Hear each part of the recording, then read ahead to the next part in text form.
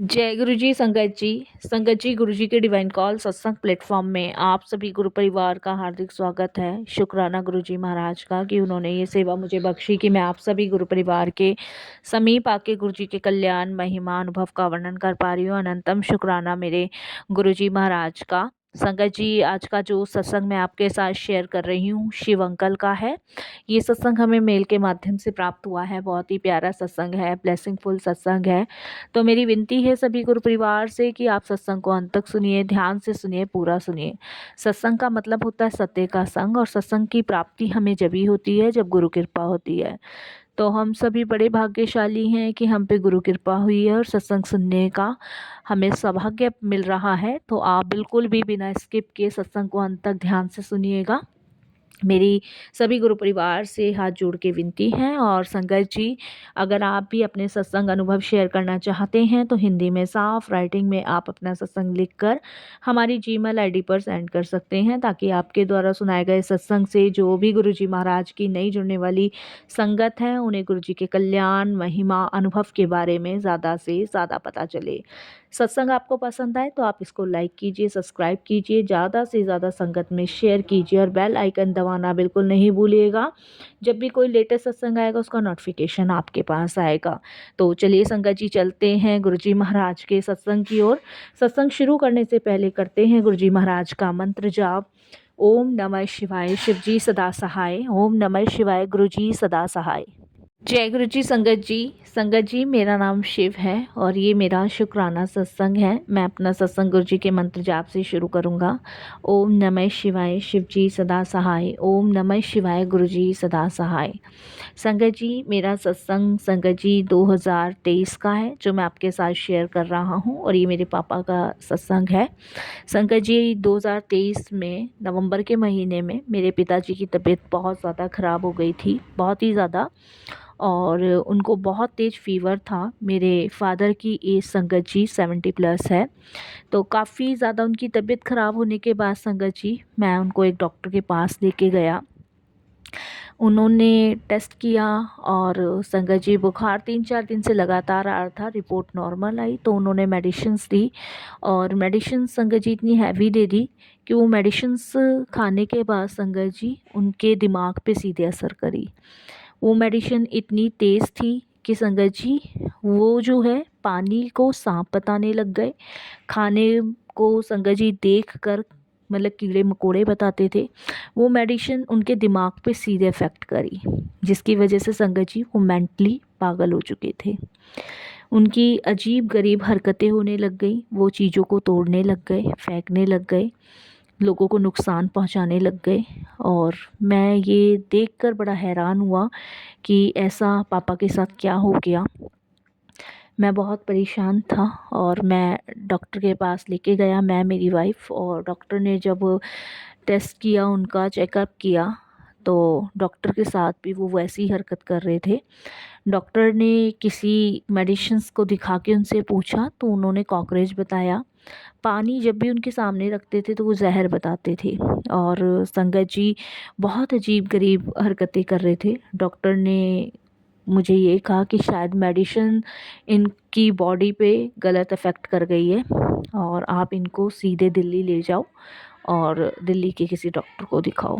मैं बहुत परेशान था, बहुत ही ज़्यादा परेशान। मैं अपने पापा को लेके दिल्ली आया। दिल्ली में सर गंगाराम हॉस्पिटल में मैंने अपने पापा को दिखाया। वहाँ पे डॉक्टरों ने मेरे पापा को पागल घोषित कर दिया। मेरे पापा को दिमागी तौर पे उन लोगों ने पागल बताया और उनको बिजली के झटके देने शुरू किए। मेरे पापा 15 दिन हॉस्पिटल में रहे, और संगत जी इतने उनको बिजली के झटके दिए जाते थे कि संगत जी उनकी पूरी बॉडी बुरी तरीके से काम जाती थी। ये सब चीज़ें मुझसे देखी नहीं जाती थी। मैं बहुत रोता था, परेशान होता था।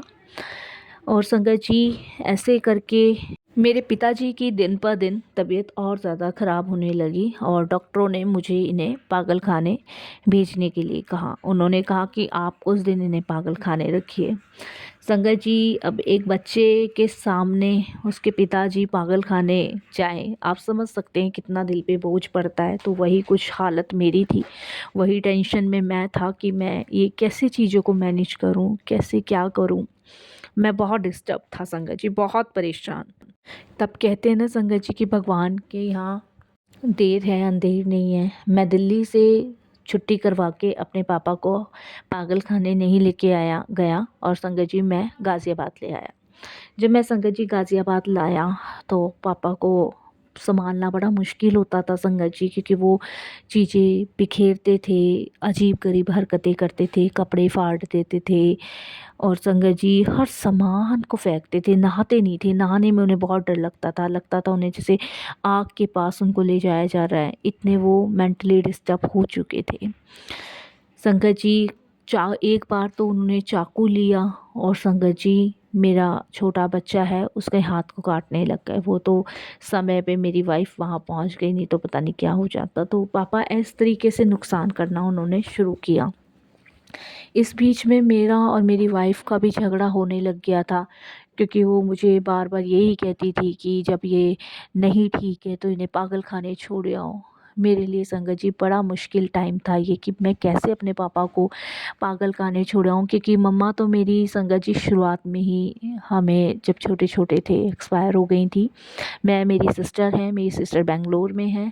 तो संगत जी कैसे मैं अपने फ़ादर को देखिए पागल खाने छोड़ सकता था, क्योंकि बड़ी मेहनत से मेरे फ़ादर ने मुझे मेरी दीदी को पाला था। बड़ी मेहनत से ही संगत जी उन्होंने मेरी सिस्टर की शादी की थी।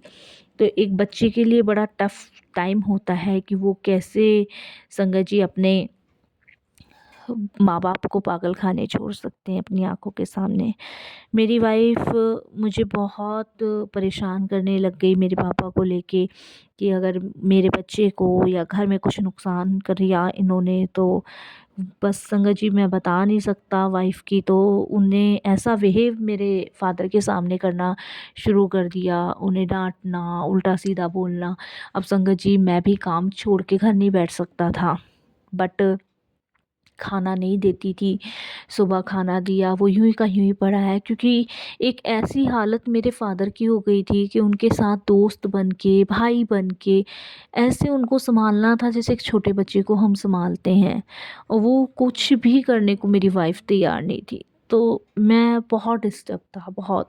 ये समझ लीजिए संगत जी मैं अपने फ़ादर की वज़ह से बहुत डिप्रेशन में था। मैं भगवान से प्रे करता था कि भगवान मेरे फ़ादर को ठीक कर दो। मैं मंदिरों में जाता था हर मंगलवार संगत जी, मैं हनुमान जी का भक्त हूँ। हर मंगलवार मैं हनुमान जी की पूजा करता था, व्रत रखता था। मैं पैदल नंगे पैर संगत जी हमारे यहाँ से 1.5 किलोमीटर हनुमान जी का मंदिर है, वहाँ पैदल जाता था नंगे पैर अपने पापा के लिए। फिर संगत जी मुझे गुरुजी के बारे में पता चला फ़ेसबुक के द्वारा। मैं दिन रात सर्च करता था क्या करूं क्या नहीं करूं, कैसे पापा ठीक होंगे। मैं पागल खाने भेजना ही नहीं चाहता था साथ संगत जी। जब मैं सर्च कर रहा था संगत जी, तब अचानक से मेरे सामने गुरुजी का एक स्वरूप आया और गुरुजी के बारे में लिखा हुआ आया था कि गुरुजी महाराज जो हैं वो महाशिव के अवतार हैं और उन्होंने अपनी संगत का कल्याण करने के लिए इस मानवीय रूपी चोले में जन्म लिया और वो आज भी कर रहे हैं। और संगत जी वो बात कहीं ना कहीं मेरे दिमाग में फिट बैठ गई और मैंने गुरुजी के बारे में सर्च करना शुरू कर दिया। मैंने गुरुजी के बारे में हर एक वो चीज़ सर्च करी संगत जी।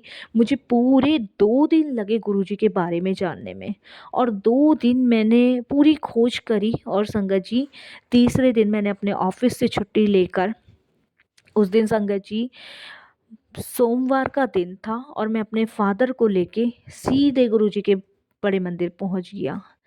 वहाँ भी मेरे फ़ादर की हरकतें बहुत अजीब-गरीब थी, लेकिन जैसे-जैसे वो मंदिर के अंदर जाते जा रहे थे, वैसे-वैसे संगत जी वो नॉर्मल होते जा रहे थे।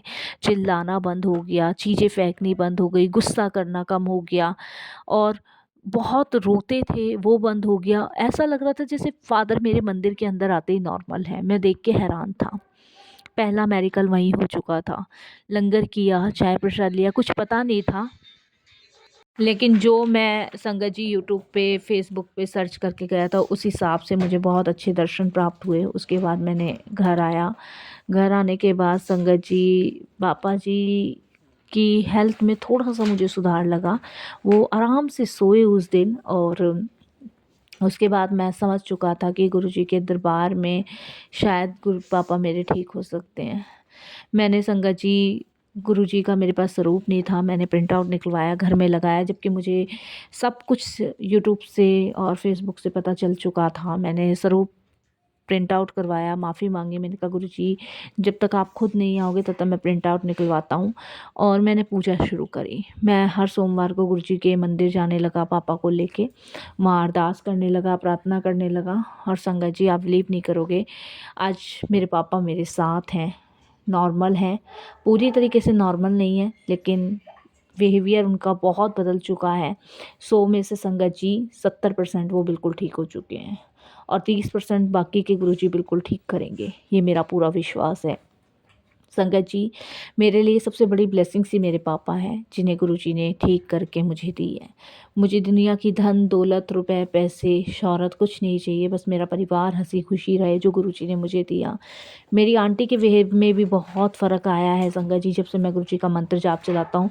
पापा सुबह उठ के गुरुजी का मंत्र जाप करते हैं, तालियां बजाते हैं, तो कहीं न कहीं असर देखने को गुरुजी का मुझे मिल रहा है। शुक्राना गुरुजी, बहुत-बहुत शुक्राना, आपका अनंतम शुक्राना।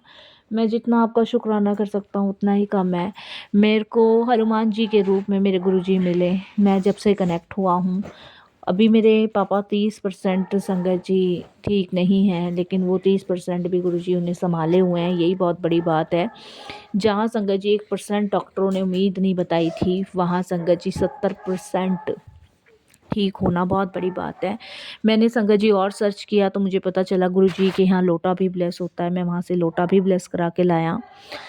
उसी लोटे प्रसाद से मैं जल अपने फ़ादर को पिलाता हूँ, बच्चों को पिलाता हूँ, घर में पिलाता हूँ। बहुत सारी चीज़ें बदल रही है मेरे घर में, सिर्फ़ गुरुजी की कृपा से। शुक्राना, शुक्राना। एक बच्चे के लिए सबसे कठिन समय वही होता है संगत जी, जब उसके माँ-बाप को कोई कष्ट होता है, और ये कष्ट मुझसे देखा नहीं जा रहा था। इसीलिए संगत जी शायद हनुमान बाबा ने मुझे गुरुजी से जोड़ा। शुक्राना गुरुजी, शुक्राना गुरुजी। सच में संगत जी गुरुजी इस कलयुग के अवतार हैं, जो संगतों का कल्याण कर रहे हैं। हर तरीके की परेशानी, हर समस्याओं को ख़त्म कर रहे हैं।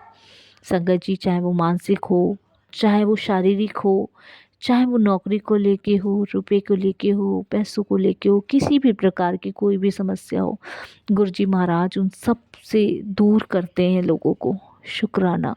उनके मंदिर में जाना ही अपने आप में बहुत बड़ी ब्लेसिंग्स है। मैं यही सोच रहा था जब पापा को लेके गया था कि मैं पहुंच भी पाऊंगा कि नहीं पहुंच पाऊंगा, लेकिन वहां जाके अद्भुत एहसास हुआ, बहुत अद्भुत एहसास। जैसे कि गुरुजी ने मुझे खुद चुना है अपने पास बुलाने के लिए, सिर्फ अपने पास बुलाने के लिए। शुक्राना गुरुजी, अनंतम शुक्राना। ये मेरा बहुत छोटा सा सत्संग था, सत्संग जी, जो मैंने आपके साथ शेयर करा है, और मुझे पूरा विश्वास है कि गुरुजी एक ना एक दिन पूरी तरीके से मेरे पापा को ठीक करेंगे। मुझे पूरा अपने गुरु पापा पे विश्वास है, और बस मैं यही कहूँगा कि गुरुजी जैसे अब आपने जोड़ा है ऐसे ही जोड़े रखिएगा, कभी अपने से दूर मत कीजिएगा, और अपनी शरण चरण में ही हमें जगह दीजिएगा, क्योंकि आपके चरणों में जो सुख और शांति का एहसास हम लोगों को होता है वो और कहीं नहीं होता। बस संगत जी मेरी यही अरदास है गुरुजी से, और आप गुरुजी सबका कल्याण, सबको ब्लेस कीजिएगा। मंत्र जाप से मैं अपने सत्संग को विराम देती हूँ। ओम नमः शिवाय, शिव जी सदा सहाय। ओम नमः शिवाय, गुरुजी सदा सहाय। जय जय गुरुजी, धन धन गुरुजी, वाह वाह गुरुजी, शुक्राना गुरुजी, अनंतम शुक्राना गुरुजी।